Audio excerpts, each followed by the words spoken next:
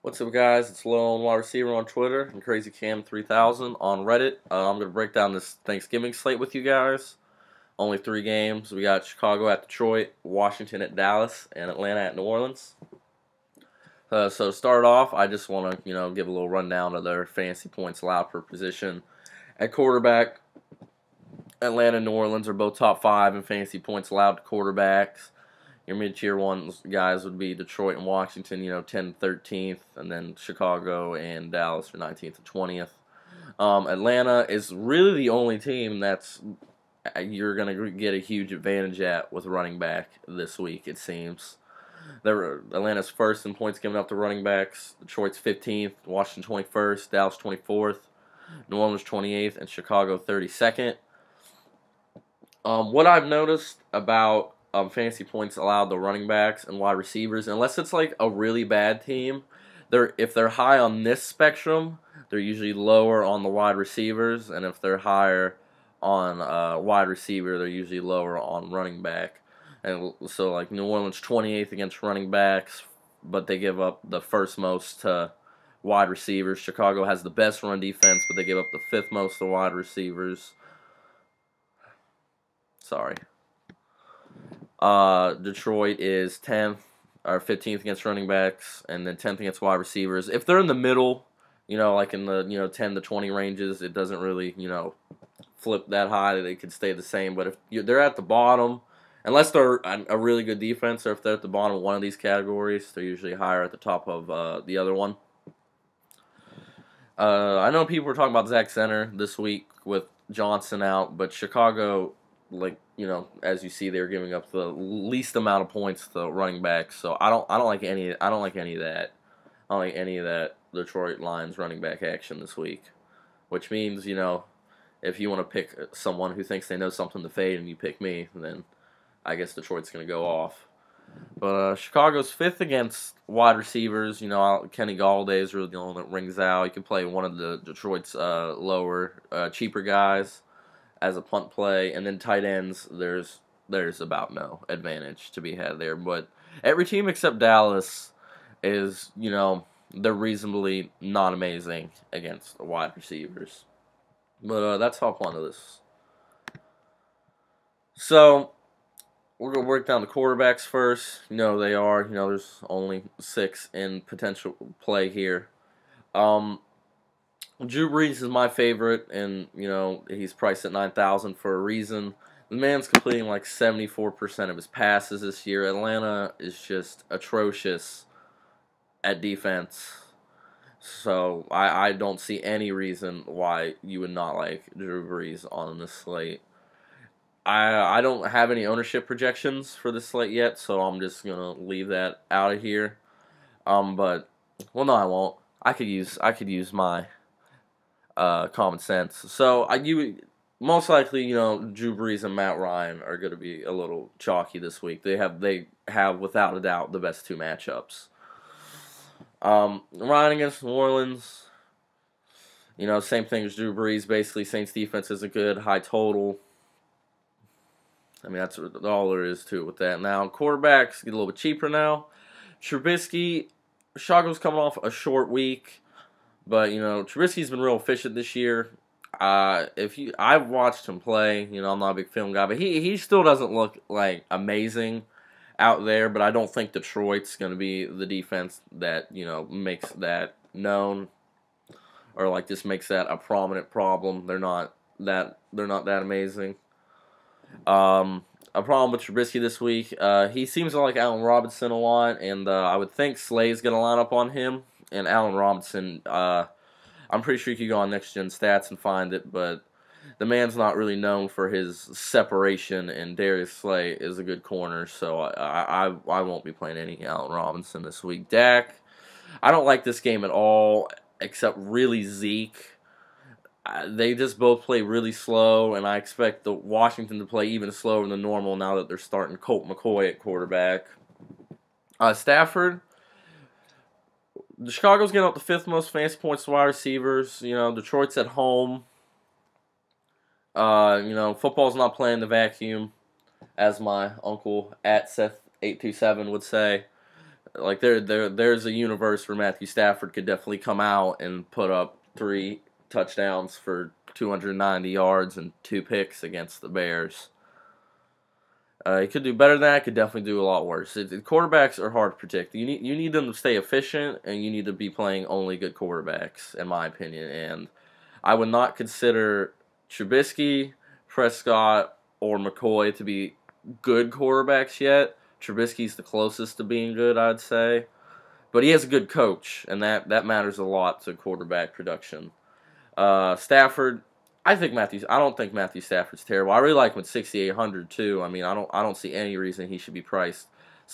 What is that? 600 lower, less than Dak Prescott, while only getting zero point 0.4 less fantasy points per game.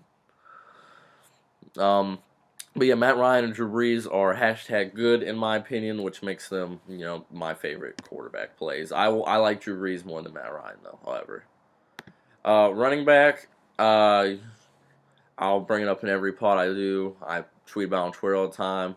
I'm real big on just loaded in stud running backs. Get that floor up there.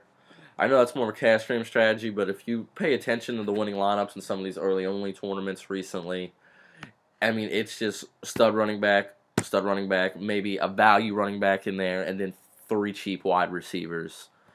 I can pull it up on my iPad. I'm sorry that you guys won't get to see it. But just to switch to, we'll wait on that one. Let me pull this up. I'm sorry. Wish I was doing this on screen. But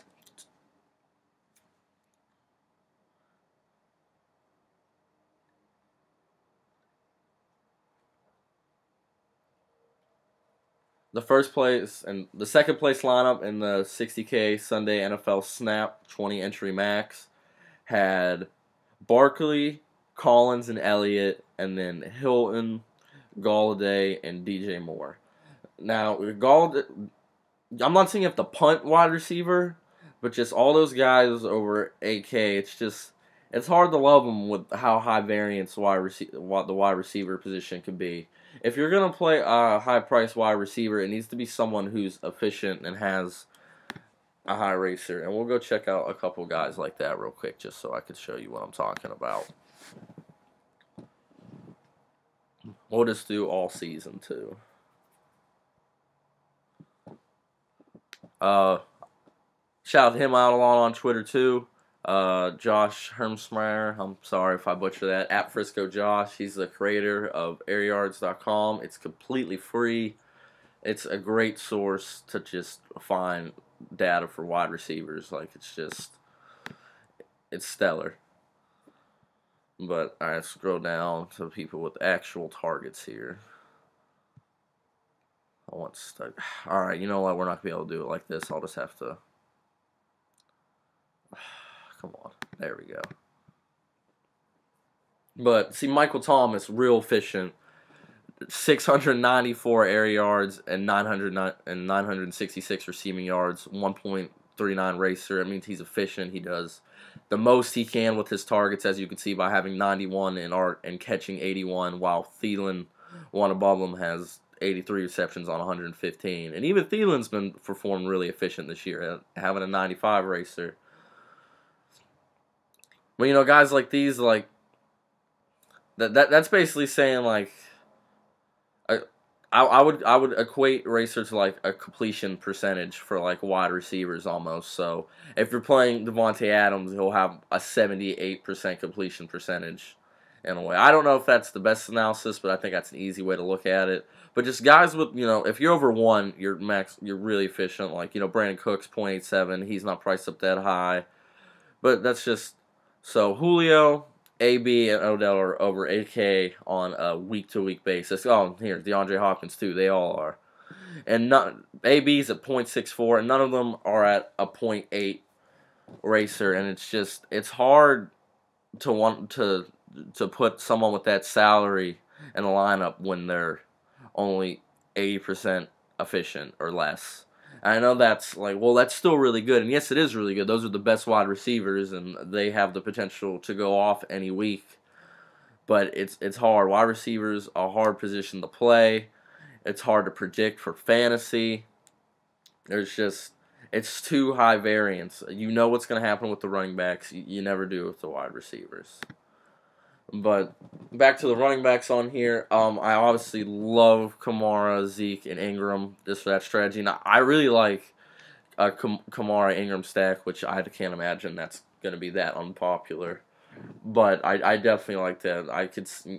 The Saints are good. You saw last night what football looks like when two good offenses play, and I would put the Saints offense on a level that the Chiefs and Rams are. I would not put the Falcons there, but they're still a good offense.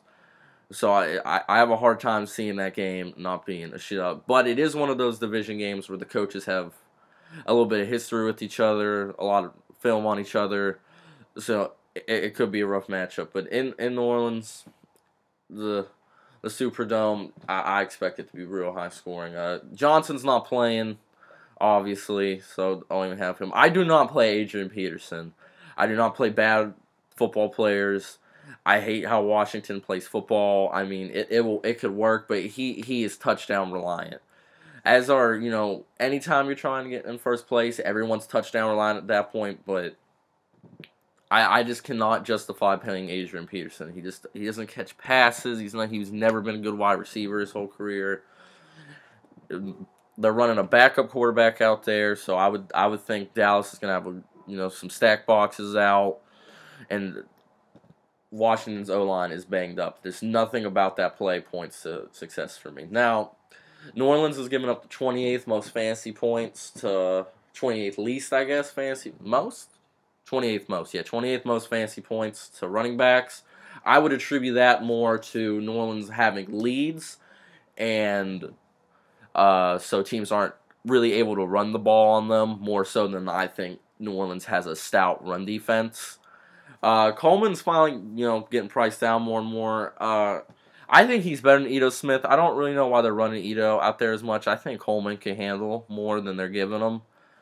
But at 6,500, I really think the 28th most fantasy points allowed to running backs is fake news. I don't think their defense is good at all. And if Atlanta can keep it close, then all Coleman has to do is really get a touchdown and 60 yards, and he hits value. I don't actually have a lot of them. I have my lineups built already for this, but I definitely don't hate them. A running back I like more, and the reason I don't Tevin Coleman is Tariq Cohen. 11.9 fantasy points per game at 6K. Let's check our man's touches recently. The rushing attempts aren't there, but 13, 3, 2, 7, 4 targets. If in a game where the Bears aren't blown out, or even better, in a game where the Bears are losing, it's going to be Cohen out there, and the more they're down, the more touches he'll be getting, which is perfect. I know his volume really doesn't point to success, but at 6K, and I'm not paying down for Zach Center or any of the Detroit running backs. I like him a lot to fit in, and I would think Coleman is going to be higher owned than Tariq Cohen too. And I don't know who in their right mind wants to play cash games on Thanksgiving, but I definitely like Tariq Cohen better in a GPP. Theo Riddick at 4,800. If Marvin Jones remains out, as I said last week about Theo Riddick, I like him a lot more as a DraftKings play. Like, just the difference between half-point PPR and PPR of a whole game is so huge. On DK, one catch is worth, 2 catches on FanDuel. But at 4,800, that's really cheap. If he can sneak it into the end zone once and get, 4 catches, that's value for you. I don't like that for Detroit. Riddick's gonna be catching the ball. Let's see what our man got.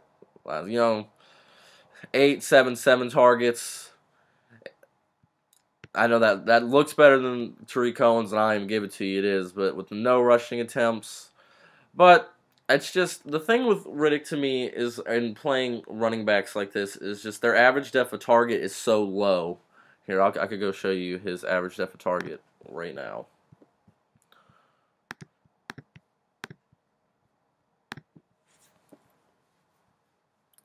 .1. So you're playing.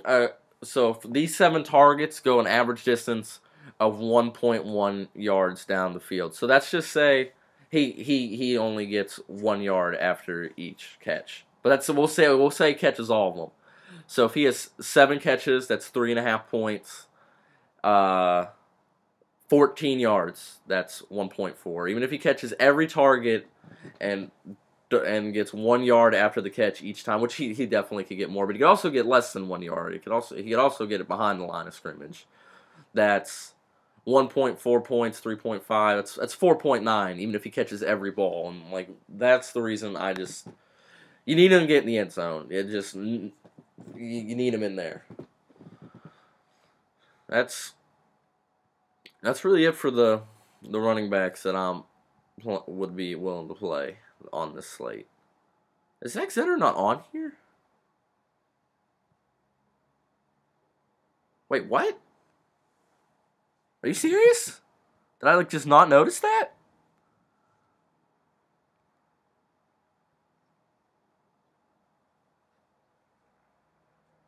Oh, no, he's not. I saw a tweet. I might just be tripping. He might still be on the practice squad or something. I might be out of my mind. Who knows? All right, wide receivers. So, I love Julio and Michael Thomas this week. It's not hard to fit them in there, and I have no problem. My thing with some wide receivers also is that if you're going to pay down at running back, I feel like playing a stud wide receiver is a must. In a lineup where you're going to have Cohen, you could definitely fit Michael Thomas or Julio Jones without any problem, I think. I like Michael Thomas a lot better than I like Julio, just because he's so efficient, and Atlanta is just ass, and Sean Payton, I don't think, has got any problem scheming for MT to have a big day. Julio, he gets targets, he gets air yards. New Orleans is bad against wide receivers. So, signs are, it's pointing in an upward direction for him. It's just, you never know where that ball's going to come down. Chicago's getting up the 5th most fantasy points to wide receivers. So, I definitely like Allday this week. I like that he's 7,200 too. That's not that as much of, that's, 1,600 less. That's like 15% less price than Julio and Michael Thomas are. I don't like Allen Robinson this week. I think Slay is going to be on him.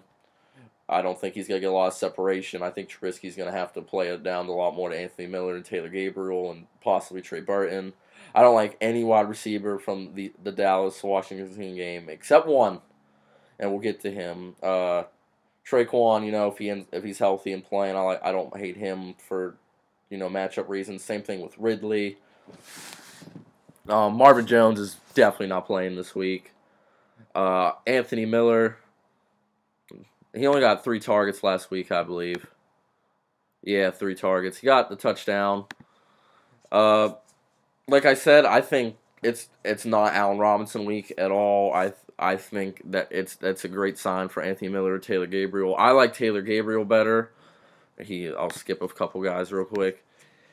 9 targets last game, 7 receptions, 52 yards against Vikings tough defense. Xavier Rhodes was on Allen Robinson, so it seems like Taylor Gabriel is going to be the beneficiary of Allen Robinson having tough coverage. So I really like him a lot, especially at 5,100. I have him in almost every lineup.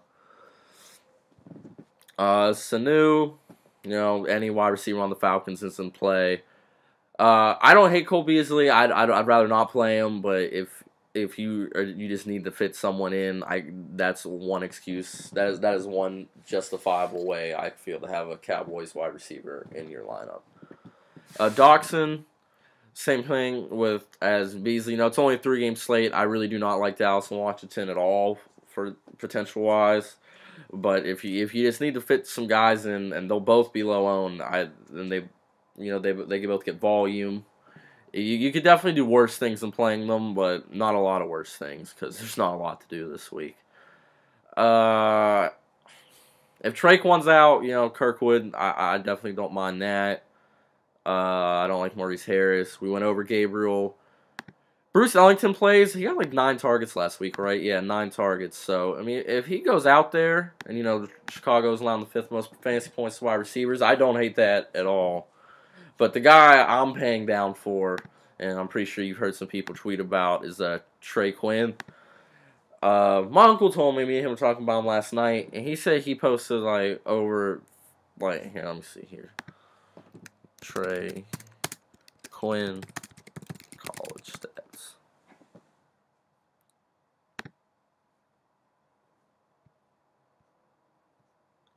Oh, so I guess he transferred from LSU to SMU. But yeah, look at that. 114 receptions, 1,200 yards, and 13 touchdowns. They got my man's height on here, 6 foot, 200 pounds. You know, he's not a small boy by any means. You know, at 4,800. You know, he coming off 4 targets. He's a perfect punt this week. I think he'll be chalkier than I want him to be. I think Evan Silva tweeted about him, which, you know, probably adds like 4 or 5% to his ownership just right there. But I have him in almost every lineup, I believe. Tight ends, just pick one. Like, no one is a smash spot for a tight end this week. I don't even know how I feel comfortable tackling it. Trey Burton ended up in there just because of how my salary ended up being. I fill in tight end last. I don't hate Hooper. I don't care that New Orleans isn't giving up that many fantasy points to tight ends. You know, Matt Ryan looks his way. It's gonna be a high scoring game. That's the news that I'm looking at. You know, Reed continued to get targeted with Colt McCoy in there. You know, Watson. I don't really like that volume that much, but for a tight end, at least he's getting targeted. Honestly, like, if you really wanted to, if you really didn't think any of these guys were going to do it, and if Michael Roberts is out, I know Luke Wilson doesn't get like any targets ever, but just pay down at it. If you don't think any of these guys are going to score over like 7 to 8 fantasy points, which is a likely situation because tight ends are just rough sometimes. Punting one of any of these guys, honestly, pick your poison. I think that is a fine tournament move. And defense-wise, don't play either of these two, in my opinion. I don't hate Detroit. And then these 3 are all in play. But I wouldn't have the Redskins lineup if I had Zeke in the same lineup. But we'll go through and we'll build one real quick. And then I'm going to sound off on this. So we'll put Quinn in there. I like loading in my value and my defenses first. So we'll go Dallas on this one. And I'll even pay down tight end. So let's go Luke Wilson. And let's see what we can do after that. So we'll load in a stud running back.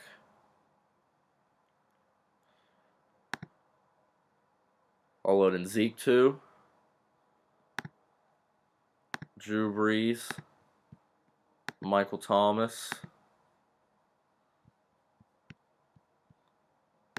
Taylor Gabriel. And then at 5,700 for our flex, we can have